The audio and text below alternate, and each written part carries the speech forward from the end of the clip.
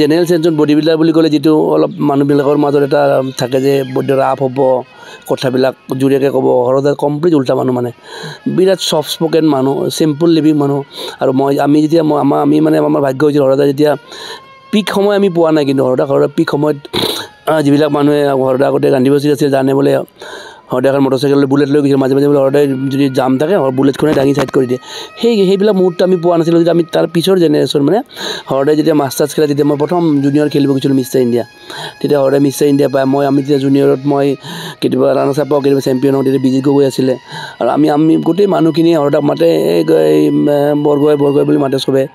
মানে ডাঙৰ মানুহখিনি যিখিনি অফিচিয়েল মানে হৰদাক চবেই ৰেচপেক্ট কৰে আৰু হৰদাই ছাৰ্ভিচেছত 6-7 বাৰমান মিছে ছাৰ্ভিচেছ আছিলে মিষ্টাৰ ইণ্ডিয়া 7 বাৰমান আছিল এছিয়াত পজিশ্যন আছিলে মানে এটা বেলেগ লেভেল অফ হৰদাই তেতিয়া মোক কয় নাই আমি ঠিকে আছোঁ আমি সেইতে বহুত দিয়া কি কয় এই যে বাহিৰত যে কি কয় গ্ৰাছত মানে গাঁৱত বহাই থাকে আমাৰ লগত মানে সেই সেনেকুৱা লেভেলৰ মানুহ আছে হৰদা বেয়া লাগিছে সেইকাৰণে যে আজি আচলতে আমাৰো এটা আমাৰ অসমৰো বডি বিল্ডিঙৰ হৰদাই আমাক বহুতখিনি গাইড কৰিছিলে আৰু যথেষ্ট হৰদাই এখন তোমাৰ কম্পিটিশ্যনত যোৱাৰ লগে লগে সেই কম্পিটিশ্যনৰ মানদণ্ড বা বহুত উন্নত হৈ যায় মই ৰিচেণ্টলি বহুতখিনি হৰদাক লাষ্টৰ পেলাই গাটো অসুস্থ হৈছিল কিন্তু গাটো অসুস্থ হ'লে মানুহটোৱে কেতিয়াও মানে সেই ফিল নকৰে ইমানেই ষ্ট্ৰং মেণ্টেলিটি মানুহ কেতিয়াবা খোজকাঢ়ি যায় মই কেতিয়াবা ধৰিব খুজিব যায় নালাগে মোক ধৰিব মানে সেনেকুৱা লেভেলৰ মানুহ আৰু লাষ্টলৈকে দেখিছোঁ মই যিটো আজিও মই দেখিছোঁ এটলিষ্ট ডেড বডিৰ সন্মুখত দেখিছোঁ শ্বল্ডাৰ এতিয়াও হৰদাৰ শ্বল্ডাৰবিলাক আমাতকৈ ডাঙৰ গতিকে সেনেকুৱা জেনেটিকৰ মানুহ আৰু অসমত যে বডি বিল্ডিঙত ওলাব মোৰ অকণমান সন্দেহ আছে তাৰমানে সেইকাৰণে আমি হৰদাক সদায় আদৰ্শ হিচাপে ল'ব লাগে কাৰণ যে হৰদাৰ যিটো কোৱালিটি আছিল কথা কোৱাৰ ষ্টাইল এটা প্লেয়াৰে কেনেকুৱা ধৰণৰ হ'ব লাগে কিমান ছফ্ট স্পকেন আৰু সেনেকুৱা নহয় হৰদাৰ বহুত এডুকেটেড হৰদাৰ মই আগতে 2খনমান খেলাও চলাইছিলোঁ হৰদাই মোক লিখি যেতিয়া দিয়ে অসমীয়া আখৰ কেনেকুৱা ধুনীয়া আমাৰ জেনেৰেলি আমি এক্সেছ কৰা মানুহবিলাকৰ চবেই কয় বহুত ৰাফ ইয়াতে পঢ়া শুনা ক'ব নাজানে কথা ক'ব নাজানে লিখিব নাজানে কিন্তু হৰদাৰ যদি কোনোবাই হেণ্ড ৰাইটিং চাই লিখা ষ্টাইল চাই ক'ব যে এইটো বহুত এটা ডাঙৰ আৰু হৰদাই যেতিয়া আমাৰ ছাইড ডাইৰেক্টৰ হৈ আছিলে তেতিয়া আমি যথেষ্ট আমাৰ ল'ৰাখিনি হেল্প কৰিছিলে আমি যেতিয়া কেলকাতা আছিল তেতিয়াও মই গৈছিলোঁ পূৰা মোৰ এটা সৰু কথা মনত আছে আমি যেতিয়া হৰদাক চাব যাওঁ তেতিয়া হৰদাই এক্সেছ কৰি আহে মানে আপেলটো দিয়া কয় যে মানে বিচনাৰ তলতে আপেলৰ সেই থাকে মানে পেটি গতিকে সেনেকুৱা ধৰণৰ মানুহ এটা ছেকেণ্ড টাইম আৰু আমি যদি পাওঁ নে নাপাওঁ মই ভবা নাই আৰু হৰদাৰ লগত যিবিলাক পুৰণা বডি বিল্ডাৰ আছিল হৰেন্দ্ৰ গগৈ সেইবিলাক মানুহ হৰদাক মানে এটলিষ্ট যে এটা হৰগৰ ক্লাছটো বেলেগ আৰু যিটো জেনেটিক পিয়'ৰ আহোম বুলি ক'লে হৰদাক চালে আৰু আচলতে আমি আৰু বেলেগকৈ তাক ডেফিনেশ্যন দিব নালাগে হৰদাৰ কাফ ৱৰ্ল্ড ক্লাছ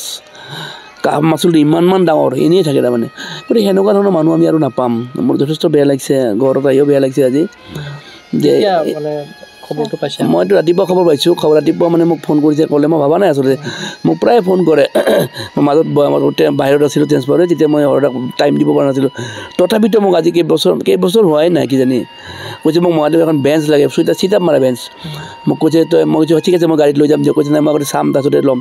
মানে এই যিটো স্পিৰিট এই যে ওচৰৰ মানুহজনী দোকানত যায় বোলে তেখেতে উঠিব অকণ অসুবিধা পাকে দিয়ে তথাপিতো ধৰিব খুজিছে কয় নাই মোৰ তোতকৈ মোৰ এতিয়াও জোৰ আছে আৰু হৰদাই যেতিয়া এক্সিডেণ্ট হোৱাৰ পিছত যেতিয়া হৰদাৰ অকণমান প্ৰব্লেম হৈছিল তেতিয়াও হৰদাই আমাৰ লগত 100 কেজি স্কোৱাড মাৰিছে মোৰ আজিও মনত আছে এতিয়া ইয়ংজনে বহুত মানে 100 কেজি স্কোৱাড মাৰো হৰদাই সেনেকৈ পাৰফেক্ট স্কোৱাড 100 কেজি মাৰে ঘৰতে মৃত্যুৰ আগলৈকে বোধহয় নাই তুমি ডেড বডিটো চাই গম পোৱা নেকি আগদিনালৈকে নকৰিলে মানুহ এটা এনেকৈ নাথাকে আজিও দেখিছোঁ মই শ্বল্ডাৰ যিটো ইটডাল হৈ আছে মই ফটো মাৰি থৈ দিছোঁ সেইবিলাক আমাৰ ইনস্পিৰেশ্যন আচলতে আৰু কোনোবাই মাজত মই এখন মিটিঙত গৈছিলোঁ খেলা ধৰাক লৈ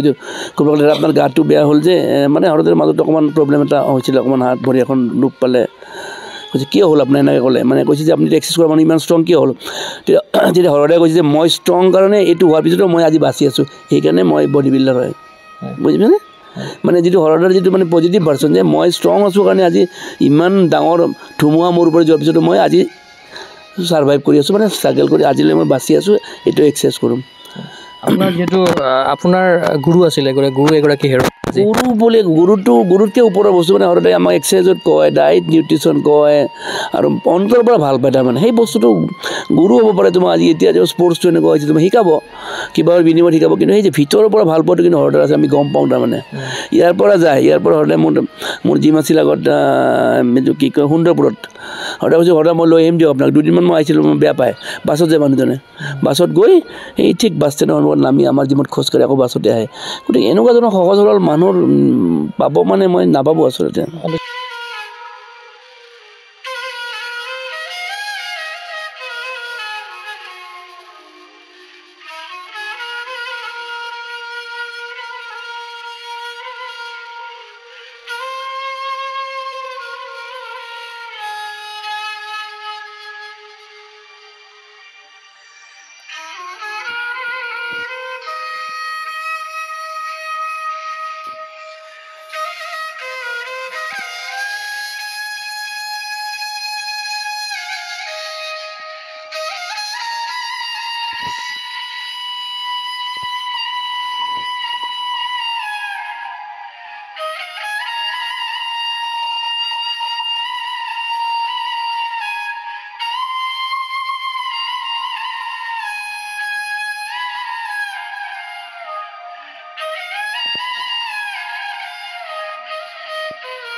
ল'ৰাটো ঘৰ আহি পাওঁতে 8টামান বাজিব সি গান্ধীনগৰত থাকে গুজৰাটত তাৰপিছতহে অন্ত্যেষ্টিক্ৰিয়া কৰিব পৰা যাব সেইকাৰণে তেখেতৰ আশা থাকি গ'ল নেকি কিবা কৈছিল নেকি আপোনাক কিবা আশা থাকি গৈছে নেকি মানে খেলক লৈ তেওঁ অৱশ্যে আজি কিছুদিন ধৰি আলোচনা কৰিবলৈ এৰিলে আৰু তাৰমানে নিজকে দুৰ্বল বুলি ভাবা হ'ল কিমান বয়স হৈছিলে 78 হৈছিলে আজি ডাইৰেক্টৰ স্পৰ্টছৰ ফালৰ পৰা মানুহ আহিছে বা খবৰ খাতি লৈছে চবে খবৰ লৈছে আমি এতিয়া নৱগ্ৰহ শ্মশানত 9:30 আমি ভাবিছোঁ হৰদা ল'ৰা থাকে বাহিৰত এমেৰত থাকে সিও এয়াৰফ'ৰ্চত ডাঙৰ পষ্টত আছে সিও বহুত ধুনীয়া বডি সি কাৰণ এইচিত মোৰ জুনিয়ৰ আছিলে আছাম ইঞ্জিনিয়াৰিং পাছ কৰিছে তাৰো মানে বডি চালে মানুহে ক'ব যে এইটো আচলতে পিয়'ৰ জেনেটিকৰ মানুহে হয় সিহঁতে আহি আছে পাব আমি ভাবছোঁ 9:30 মানত আমি ভাবছোঁ নৱগ্ৰহত আমি লৈ যাম আৰু হৰদাৰ অজস্ৰ অনুৰাগী আছে চব মেক্সিমাম আমাৰ শিৱসাগৰ ডিব্ৰুগড় বাহিৰৰ ল'ৰা ছোৱালী চব কিছুমান চবেই আহিব তালৈকে চবে মোক ফোন কৰি আছে আৰু আমি তাত হৰদাৰ লাষ্ট যিটো এইটোতে মোৰ শৰীৰ ক্ষেত্ৰৰ বাটকটীয়া হ'ল গতিকে তেখেতৰ স্মৃতি জীয়াই ৰখাৰ ক্ষেত্ৰত অসম চৰকাৰৰ বা অসম চৰকাৰেতো এইটো ক্ষেত্ৰত আগবঢ়াব লগে কি কৰে হৰদাক মই অলৰেডি আৰু হৰদা এনেকুৱা নহয় অতুল বৰা যিটো কৃষিমন্ত্ৰী হৰদাৰ একদম শিষ্য হৰদাই বেলেগ লেভেলত ভাল পায়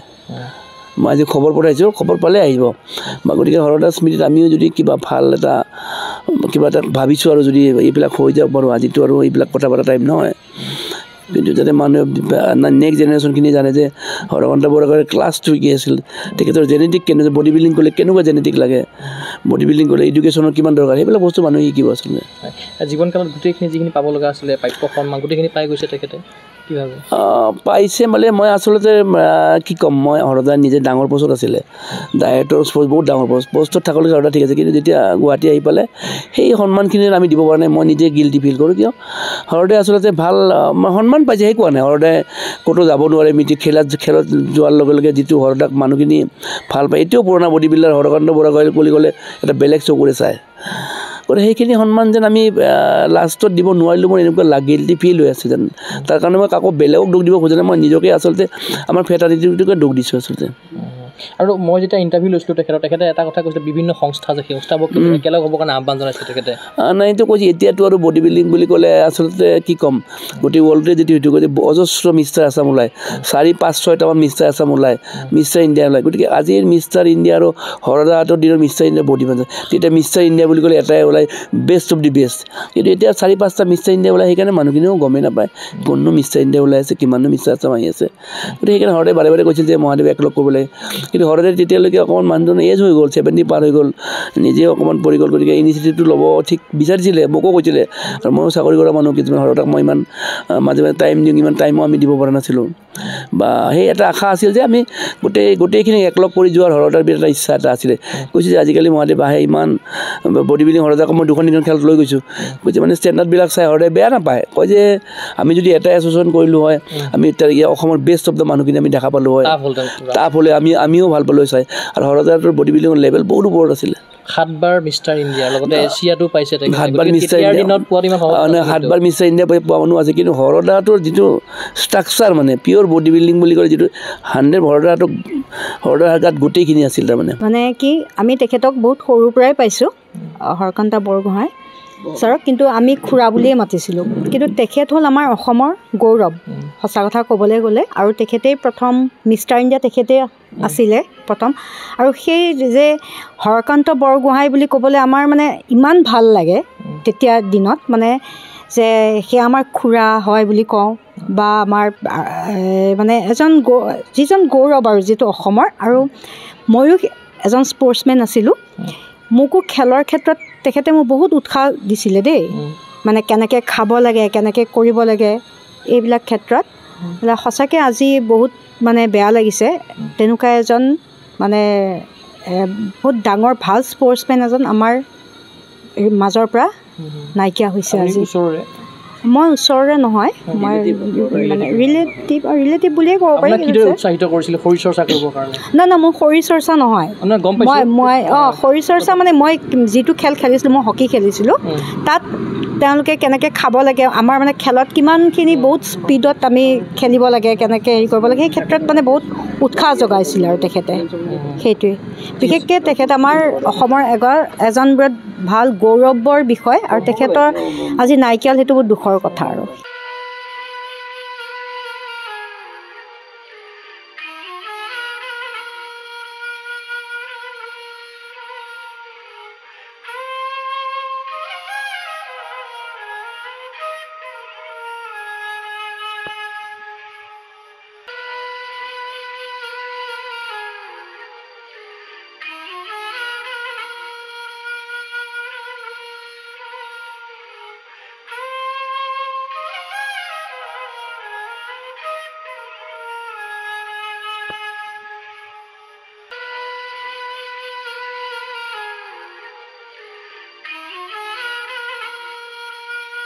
ফিজিকেল এডুকেশ্যন বিষয়ত ডিগ্ৰী পাঠ্যক্ৰমৰ কাৰণে অসম তথা উত্তৰ পূৰ্বাঞ্চলৰ প্ৰথমখন শিক্ষানুষ্ঠান অভিৰুচি ইনষ্টিটিউট অৱ ফিজিকেল এডুকেশ্যন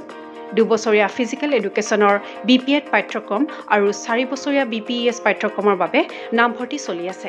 বিতংকৈ জানিবৰ বাবে আজি যোগাযোগ কৰক যোগাযোগৰ নম্বৰসমূহ হৈছে 9435100098 7002 33540 88765210998 website www.aipguwahati.in